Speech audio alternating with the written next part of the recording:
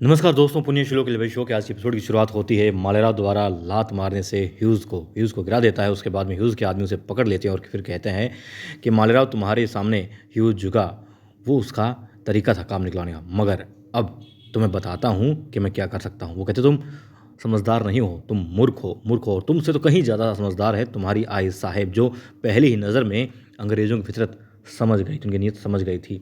और तुमने बेवकूफ़ी में ही सही, लेकिन इस अंग्रेज़ों का बहुत बड़ा काम करवाया है, इसलिए वो तुम्हें ज़िंदा छोड़ रहा है। एहसान कर रहा हूँ, तुम्हें ज़िंदगी दे रहा हूँ और अब जाओ यहाँ से। वो कहते तुम्हें यहाँ से ज़िंदा जाने दे रहा हूँ और जा कर के बता देना तुम्हारी आई साहिब को कि तैयारी कर ले तुम्हारे मालवा महल को, जी हाँ, खाली करने की।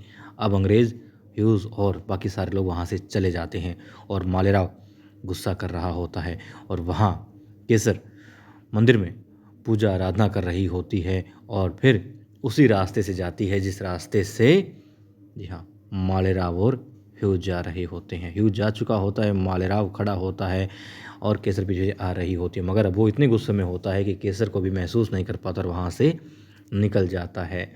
अब केसर अपने रास्ते चल देती है, मालेराव अपने रास्ते निकल जाता है और फिर क्या होता है, फिर दिखाते हैं महल में देवी अहिल्या के पास एक इंसान आता है और वो उसमें से कुछ कपड़े निकालती हैं और फिर कहती हैं, देखा मैंने कहा था ना, हमने योजना बनाई है। और तभी आहट होती है, बंद दरवाज़ा था, लेकिन अब वो चारों में से, जी हाँ, यशवंत बाहर जाता है, दरवाज़ा खोलता है, क्या बात है कि सामने मैना खड़ी है। जलपान की व्यवस्था देख रही थी वो, इसलिए वहाँ पर आई थी। दिव्या कहती आओ। अब वो अंदर आती है और फिर दिव्या कहती आवास श्रृंखला में जो मजदूर काम कर रहे हैं ये उनके मुखिया हैं और अभी इनके और सारे आदमी उसमें जो है संख्या मजदूरों की बढ़ने वाली है और हमारे आदमी होंगे। और ये सारी बातें मैना सुन रही होती है और इस तरीके से सुन रही होती है कि जैसे किसी को बताने वाली हो, रोबोट हो, जैसे पढ़ा लिखा कर भेजा गया हो, उसी तरीके से वो व्यवहार कर रही होती है। और वहाँ पर दिखाते हैं मल्हार राव सूबेदार जी का ये पोता पहुँच चुका होता है, हार मान करके, अंग्रेज़ों से लड़ करके, लहूलुहान हो करके मैना के पास में। मैना उसे समझा रही होती, क्या किया तुमने, ऐसा नहीं करना चाहिए था, होश से काम लिया करो, और देखो तुम्हें कुछ हो जाता तो। वो कहता है कुछ हो जाता तो, कुछ हो जाता तो और क्या होता, देख लेते क्या होता। फिर कहता है जब भी कोशिश करता है कुछ अच्छा करने की, दिल लगी सामने कुछ अच्छा बनने की, तो गलत हो जाता है। और कहता है चलो एक बात पता लग गई कि आई साहिब सही थी बिल्कुल अंग्रेज़ों के मामले में, और वो बिल्कुल गलत था। वो कहती है पछतावा हो रहा है बहुत ज़्यादा मुझे, क्या करूँ, कैसे सही करूँ। कहते कर सकते हो, देवी लगी मदद करके योजना में। अब वो बस पहुँच जाता है तुरंत देवी लगे पास में, जहाँ देवी और तुको जी होते हैं, यशवंत होता है। वो कहता है आई साहब बस कुछ भी करके मुझे इस योजना में हिस्सा लेने दीजिए, जो आप योजना बना रही हैं, प्रयास करने का मौका दीजिए। वो कहती नहीं, नहीं हो सकता।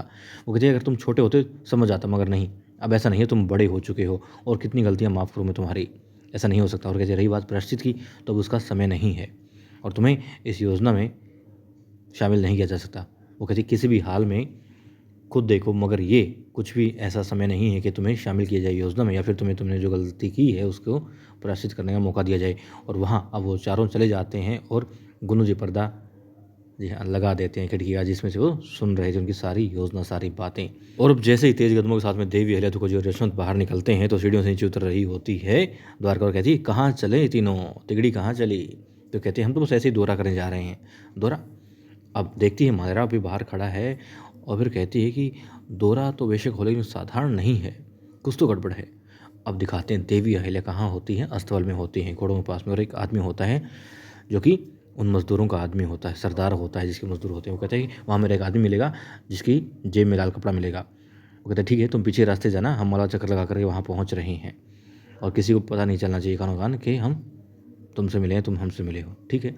अब दिखाते हैं देवी अहिल्या यशवंत को तीनों घोड़ों पर होते हैं हथियारों से, और वो वस्त्र जो उनके पास थे देवी अहिल्या के पास में, वो उन्होंने ले लिए हैं। अब वो लोग आगे बढ़ते हैं और दिखाते हैं वो आदमी जो कि मज़दूरों का सरदार होता है, जिसे कहा गया है कि किसी को पता नहीं चलना चाहिए तुम हमसे मिले हो। जैसे ही पलटता है देवी अहिल्या के जाने के बाद में, तो फिर वो देख करके डर जाता है, ये क्या, और उसके ऊपर कोई ना कोई कंबल या फिर बोरी डाल देता है। और वहाँ दिखाते हैं अंग्रेज़ों के पास में, जी हाँ, तहखाने में कोड़े बरसा रहे होते हैं वो माला के लोगों पर, कहते हैं जल्दी करो जल्दी करो। और वहाँ वो इंसान भी होता है जिसकी जेब में लाल रुमाल होता है, यानी कि देवी अहिल्या की जो मदद करने वाला है। अब ह्यूज़ वहाँ पहुँच जाता है और देखता है किस तरीके से काम चल रहा है। वो कहते हैं काम और तेज़ी से बढ़ाओ। कहते हैं हमने बढ़ा दिया है काम और तेज़ी कर रहे हैं, और मज़दूर और भी कर दिए। कहते हैं और मज़दूर बेशक ज़्यादा बढ़ा दिए तुमने, लेकिन ह्यूज़ कहते हैं और मज़दूर चाहिए होंगे। फिर वो पूछता है ह्यूज़ का आदमी कि और मज़दूर कब तक आ रहे होंगे? बस थोड़ी देर में आ रहे होंगे सरकार, लाल कपड़े वाला आदमी कहते हैं। अब वो पूछते हैं कि मालवा इतना ज़रूरी क्यों आपके लिए? कहते हैं मालवा क्योंकि यहाँ की सड़कें होंगी, यहाँ के रास्ते होंगे और माल हमारा होगा। हम यहाँ से हर तरफ हमारा माल जो है भेज सकते हैं। अच्छा मैं समझा, रास्ता मालवा का लेकिन सामान हमारा। कहता बिल्कुल यही। और ये कहते हैं बिल्कुल ये सारा सामान हम वहाँ भेजेंगे जहाँ हमने लोगों का सर को चलना। अच्छा हमारे पास समय कम है सरकार को? कहते हैं हाँ बिल्कुल समय कम है। वो कहते हैं बहुत जल्दी जल्दी काम करो। कहते हैं ठीक है। और फिर कहते हैं एक इंसान उनमें से एक अंग्रेज कहता है कि देवी अहिल्या का क्या? वो कहता है अहिल्या वो हमारे सामने कुछ भी नहीं है, हमारे गोला बारूदों के सामने कुछ भी नहीं है उसकी सेना। और फिर दिखाते हैं देवी अहिल्या तुकोजी और यशवंत पहुँच चुके होते हैं जंगल में जहाँ तहखाना बना रखा है अंग्रेज़ों ने। और क्योंकि बारिश का मौसम है, बारिश हो भी रही होती है, मगर देवी अहिल्या उनसे बचने के लिए बंदोबस्त की हुई होती है। और देवी दूरबीन से देखती है कि गोला बारूद, वो कहते हैं यही इनकी ताकत है, गोला बारूद और आधुनिक हथियार, और कुछ भी नहीं है अंग्रेज़ों के पास में, सिर्फ यही उनकी ताकत है। तो कुछ कहती है लेकिन अहिल्या यही हमारे पास चिंता का विषय है उनका। कहती है लेकिन यदि हम इनकी ये ताकत ध्वस्त कर दें तो फिर चिंता का विषय उनके लिए हो जाएगा, तो हमें छुपते छुपाते जाना होगा, ध्यान रहे। ठीक है।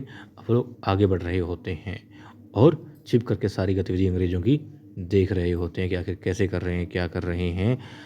और वहाँ महल में मालेराव गुस्से में होता है, याद कर रहा होता है वो सारे पल जब उसने ह्यूज से दोस्ती की और फिर किस तरीके से उसने वो खत दिया, देवी अहिल्या की मोहर लगा करके संधि पत्र दिया और तुकोजी ने क्या कहा, सारी बातें याद कर रहा होता है। देवी अहिल्या ने मुहिम से उसे हटा दिया, उसका हिस्सा नहीं बनने दिया, वो याद करता है। फिर जैसे पलटता है गुस्से में तो मुस्कुरा उठता है। क्यों? क्योंकि उसे लगता है कि सामने केसर है जो, जी हाँ। पूछता है क्या कर रही हो? कहती जी भर के देख रही हूँ आपको, नज़र उतार रही हूँ आपकी, ताकि इस धूप के धुएं से सारी नकारात्मक शक्तियाँ समाप्त हो जाए, आपको किसी की नज़र ना लगे। फिर अचानक से कहता तुम? क्यों? उसे दिखाई देती है मैं ना हो। कहते हैं तो और कौन होगा हमारे सिवा यहाँ पर? फिर पलटता है, आईने में देखता है तो उसे कैसे दिखती है, फिर मुस्कुराता है। फिर पलटता है तो सामने मैना खड़ी होती है। फिर गुस्से में हो जाता है। वो कहती क्या हुआ राजकुमार जी, लगता है आपको किसी नज़र लग गई। फिर उसका हाथ झटकता और कहता है हमें किसी की नज़र क्या लगेगी, हमें खुद, मतलब हम ऐसे हैं कि हर किसी को नज़र लगा देते हैं। कहते तुम हमारी नज़र उतार रही हो, हमारी खुद नज़र इतनी बुरी किसी को भी लग सकती है, हमारी नज़र तो उतारो ही मत। और कहते तुम चली जाओ यहाँ से। अब वो देखो केसर पर तो प्यार लुटाने की कोशिश कर रहा था मगर मैना पर गुस्सा निकाल रहा है और वहाँ पर सामान जो रखा होता है मेज़ पर उसे उलट देता है। द्वारका आ चुकी होती है, सारी बातें सुन रही होती हैं। वो कहते हैं हर बार हमें हमारी नज़र लग जाती है, क्योंकि जब भी उसने कोशिश की देवी अहिल्या के सामने अच्छा बनने की तो बुरा बन जाता है, गलत हो जाता है। कहते हैं सब कुछ उसने गलत किया, देवी अहिल्या ने साथ में नहीं लिया उसे। अब देखता है द्वारका आ गई है तो फिर वो मुँह बनाता है कि फिर आ गई। अब द्वारका कहती है कि गुस्सा तुम्हारा जायज़ है लेकिन गुस्सा करना नहीं चाहिए, होना चाहिए मगर, क्योंकि उसके तरीके अलग होते हैं, मगर यूँ नहीं। क्योंकि तुम सिर्फ राजकुमार नहीं हो, होने वाले राजा हो, तो होने वाला राजा यूँ गुस्सा नहीं किया करता। और भाड़ में नकारात्मक ऊर्जा ना आए इसलिए धूपदान करना बहुत ज़रूरी है। ठीक है। अब वहाँ दिखाते हैं सामान गिर जाता है एक मजदूर के हाथों से। अंग्रेज फिर उसे कोड़े बरसाता है। कहते हैं सरकार भूखे हैं सुबह से, किसी ने कुछ नहीं खाया इसलिए थकान लग रही है सबको, कुछ खाने को मिल जाता तो। कहते हैं शट अप, भूखे नंगे लोग, अभी खाने का समय नहीं हुआ है, जब समय होगा सबको मिल जाएगा। कहते कोई बात नहीं भाई, थोड़ी देर भूख सहन कर लेते हैं, मैं तुम्हारी मदद करता हूँ। उसकी जेब में भी लाल रुमाल जो है दिखाई दे जाता है देवी अहिल्या को। कहते हाँ वो इंसान है जो हमारी मदद करेगा।